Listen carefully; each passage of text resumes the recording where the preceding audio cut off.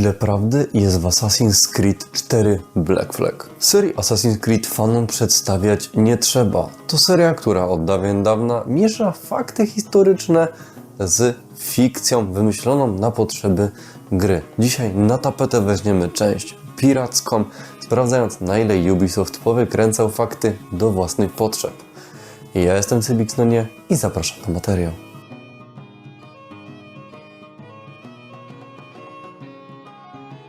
W XVIII wieku na Karaibach ma się w najlepsze tak zwana złota era piractwa, podczas której różne frakcje walczą o złoto, dominację i przetrwanie na tymże pięknym zakątku świata. I to właśnie tam Black Flag wrzuca nas w sam środek. Był to okres od około 1650 do 1730, kiedy piractwo na Karaibach osiągało swój szczyt. Tysiące byłych marynarzy, zbiegłych niewolników i awanturników zasiedlały wyspy takie jak Bahamy, czyli Nassau, Jamajkę, Hispaniolę czy Tortugę. Wielkie europejskie mocarstwa, Anglia, Hiszpania i Francja rywalizowały o kolonie, a piraci znaleźli w tym chaosie swoje miejsce. Po wojnie o sukcesję hiszpańską 1713 wielu korsarzy straciło pracę. Zamiast powrotu do cywila wybrali grabież. Tak powstała Piracka Republika Nassau, czyli dom dla piratów, w którym zamieszkiwali m.in. Edward Teach, Benjamin Hornigold, Charles Wayne oraz Anna Bonny i Mary Read. To miejsce znane jest również graczom jako baza Edwarda Kenwaya. Ale dlaczego tak właściwie Karaiby? Karaiby były idealnym terenem dla piractwa z kilku powodów. Po pierwsze, przebiegały tam ważne szlaki handlowe między Europą a Nowym Światem. Po drugie, wiele wysp było słabo bronione i łatwe do zdobycia. A do tego bliskość bogatych hiszpańskich galeonów z ładunkami srebra, cukru, przypraw i niewolników stawiła łakome cele. Sielanka na tych wyspach nie trwała długo. W 1718 roku Brytyjczycy wysłali gubernatora Woodsa Rogersa, aby przywrócił porządek w Nassau.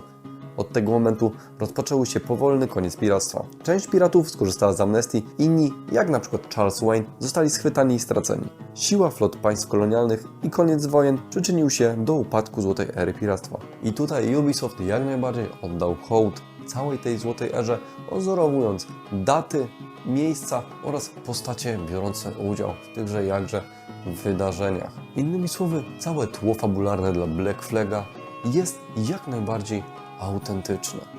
Łącznie z takimi wydarzeniami jak chociażby oblężenie Nassau. Najbardziej znany i ikoniczny pirat obok Jacka Sparrowa to Edward Teach, czyli Czarnobrody. Ale kim on właściwie był i skąd się tak naprawdę wziął? Rok 1715. Karaiby. Okres intensywnych walk o kontrolę nad szlakiem handlowym i terenami kolonialnymi. Wśród piratów wyróżniał się wspomniany Edward Teach, znany szerzej jako Czarnobrody. Wiele legend, mitów otacza jego postać, zwłaszcza sposób, w jaki podpalał ląd w brodzie, tworząc groźny, ognisty wizerunek. Historyczne źródła potwierdzają, że używał lądów do zastraszania przeciwników. Jego statek, Zemsta Królowej Anny, był dobrze uzbrojony, wyposażony w ponad 40 dział, co czyniło go groźną jednostką na morzu. Mimo reputacji brutalnego pirata, nie ma dowodów na to, że Czarnobrody faktycznie zabił kogokolwiek osobiście. Jego siła polegała raczej na strategii i psychologicznym nacisku niż na bezpośredniej przemocy. I tutaj Ubisoft dowiózł, odzorowując wygląd Czarnobrodego, tego, jaki był faktycznie w historii naszego świata. Jedyne co trzeba powiedzieć, to że za bardzo się rozpędzili z jego gadatliwością, gdyż ten rozmów raczej unikał. W 1718 roku Czarnobrody przeprowadził jedną z najsłynniejszych akcji pirackich, zablokował port Charleston, kluczowy punkt handlowy Karoliny Południowej. I ten fakt został dokładnie odzorowany w Black Flagu. Zatrzymał kilka statków, a także wziął zakładników, domagając się dostarczenia leków dla swojej chorej załogi, najprawdopodobniej cierpiącej na szkorbut lub inne choroby. Co istotne, mimo dramatycznego charakteru tej akcji nie doszło do rozlewu krwi. Działania Czarnobrodego były precyzyjnie wyważone, co pozwoliło mu zrealizować cele bez otwartych starć. A czy pamiętacie, jak Czarnobrody umarł? W grze jest to w iście heroicznym i dramaturgicznym stylu. Można by było się wydawać, że specjalnie na cele fabuły. Otóż właśnie nie. W listopadzie 1718 roku Czarnobrody został zaskoczony przez porucznika Roberta Maynarda, dowodzącego brytyjską flotą. Bitwa, która nastąpiła, była wyjątkowo brutalna. Teach został kilkukrotnie postrzelony oraz ranny w walkach szablą. Pomimo odniesionych obrażeń wciąż walczył z ogromną determinacją. Ostatecznie zginął, a jego głowa została nabita na dziób statku Maynarda jako ostrzeżenie dla innych piratów. Jego ciało prawdopodobnie zostało wrzucone do morza, gdzie powstało wokół niego liczne legendy. Wróćmy do domu naszego bohatera, czyli Nassau. Nassau, leżące na Bahamach, było strategicznie położone dla ważnych szlakach handlowych. W pewnym momencie zostało praktycznie opuszczone przez Brytyjczyków, co uczyniło je miejscem niemal pozbawionym prawa i porządku. Dzięki temu stało się centrum piractwa w regionie, doskonałą bazą wypadową dla piratów, którzy mogli swobodnie organizować swoje działania i kontrolować okoliczne wody. Co ciekawe, Ubisoftowe wizje o wolności i samorządności pirackiej były bliskie prawdzie. Piraci działający w Nassau stosowali swoistą formę demokracji, która w tamtym okresie była nietypowa. Panowały tam zasady takie jak m.in. to, że załogi mogły wybrać swoich kapitanów poprzez głosowanie. Łupy dzielono między członków załogi, a każdy miał prawo głosu i był karany za łamanie zasad, jak chociażby to, że wypijał ostatni łyk alkoholu. I mimo że w grze Nassau jest pokazane jako piękna, utopijna wizja wolności, gdzie piraci tworzą społeczeństwo równe dla wszystkich i wolne, tak w rzeczywistości Republika była niezwykle niestabilna, pełna konfliktów i łamania prawa. Mimo idei wolności i równości, życie w Nassau było pełne chaosu, konfliktów wewnętrznych, pijaństwa i chorób. W 1918 roku Brytyjczycy podjęli zdecydowane kroki, zakończając piracką sielankę na Nassau.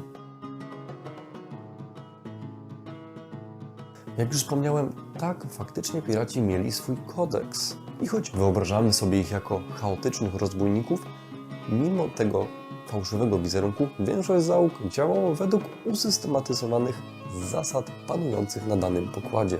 Piraci nie żyli w anarchii. Na statkach panowała forma demokracji, często bardziej egalitarna niż monarchia europejskich tamtych czasów.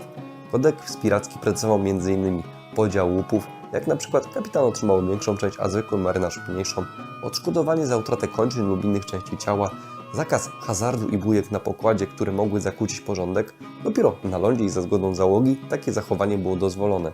Regulacje dotyczące godzin pracy, odpoczynku i ciszy nocnej przypominające wczesne zasady BHP. Każda załoga miała swój własny system zasad dostosowany do potrzeb załogi. Najbardziej znany stworzył Bartholomew Roberts, znany jako Czarny Bart, który przejął około 470 statków. Jego kodeks zawierał m.in. wspomniany zakaz hazardu za pieniądze, ciszę nocną od godziny 8, karę śmierci za tchórzostwo w walce, czy możliwość podejmowania ważniejszych decyzji poprzez głosowanie załogi. Kodeks przewidywał surowe kary za łamanie zasad, np. kradzież za wspólnego skarbca karano mnie nawet śmiercią. Decyzje często podejmowała cała załoga, głosując nad głosem pirata, który naruszył prawo. Z drugiej strony kodeks przewidywał nagrody. Udział w łupach, premie, lepsze warunki na statku, np. lepszy hamak czy większa porcja rumu, czy pierwszeństwo w wyborze jedzenia. Kodeks piracki działał i zapewniał porządek na statkach. Załoga była zobowiązana do wzajemnej lojalności, a kapitan nie był monarchą. Był wybierany i mógł zostać odwołany, jeśli nie spełnia swoich obietnic. Historycy często postrzegają te kodeksy jako prekursory demokracji roboczej i formy samorządności w ekstremalnych warunkach. Kodeks pozwalał na zgromadzenia piratów nie jako bandy chaosu, lecz jako zgranej i działającej społeczności. Tak więc zbiory zasad, jakie widzieliśmy w Black Flagu, to nie jest fikcja Ubisoftu. A czy pamiętacie z Black Flaga szczególnie dwie wyróżniające się kobiece postacie kapitańskie? Mowa tu o Mary Read i Annie Bonny. Obie postacie nie zostały wymyślone przez Ubisoft na potrzeby wprowadzenia kobiet do gry, a były faktycznymi pirackimi kapitanami. Mary Read od najmłodszych lat była wychowywana w męskim przebraniu. Jej matka, chcąc utrzymać wsparcie finansowe od rodziny męża, po śmierci syna przedstawiała Mary jako chłopca. Ta rola okazała się dla niej przełomowa. Mary wstąpiła do wojska, a później na statki pirackie, gdzie maskowanie było konieczne. Prawdopodobnie dlatego uznano, że nada się na asasyna na potrzeby fabuły. Anna Bonny pochodziła z zamożnej rodziny irlandzkiego prawnika. Była osobą o silnym charakterze, niezależnym duchu. W młodości opuściła dom, by dołączyć do pirata Jacka Rackhama, z którym stworzyła bliski związek. Obie kobiety aktywnie uczestniczyły w pirackim życiu, często przebrane za mężczyzn, aby móc uczestniczyć w walkach i dowodzić załogą. Służyły na statku Galia wspomnianego Jacka Reckhama, gdzie ich zaangażowanie i waleczność wyróżniały się nawet pośród mężczyzn. To ciekawe, niektóre podania wskazują na to, że Mary Read w trakcie walki potrafiła się zdemaskować, aby zdezorientować przeciwnika, co miało wywierać efekt psychologiczny. W 1720 roku statek Jacka Reckhama został pojmany przez brytyjską flotę. Załoga była zaskoczona i w większości nie przygotowano do walki. Jednak Anna Bonny i Mary Read broniły się do końca. Po aresztowaniu zostały skazane na śmierć, jednak skorzystały w sprawach, które chroniło ciężarne kobiety przed egzekucją. Jack Reckham został stracony. Mary Read zmarła w więzieniu, prawdopodobnie z powodu choroby. Los Anny Bonny pozostaje niejasny. Istnieją hipotezy, że uciekła, zmieniła tożsamość lub rozpoczęła nowe życie poza światem piratów. Jak widać, Black Flag niezwykle dobrze manewrował między faktami i fikcją, niewiele od siebie dodając. To faktycznie dobry kawałek historii, który mógł edukować młodych poprzez granie, o ile odsunęło się na bok cały wątek asasynów i templariuszy. Możliwe, że to właśnie poprzez ten dobry research i zachowanie ducha tamtejszej epoki gra po dziś dzień jest uważana za jednego z najlepszych asasynów. Jakie macie wspomnienia z serią Assassin's Creed 4? Może czekacie na ten wiszący w powietrzu remake? Dajcie koniecznie znać w komentarzach, jak wspominacie Black Flaga oraz czy wiedzieliście o tych faktach, o których dzisiaj wspominałem. Zachęcam również do zostawienia łapki w górę pod tym filmem, subskrybowania, zostawienia dzwoneczka i odwiedzenia naszego Patronite'a, czy skorzystania z naszego kuponu rabatowanego na Instant Gaming. To tyle ode mnie na dzisiaj. Żegnam Was cieple.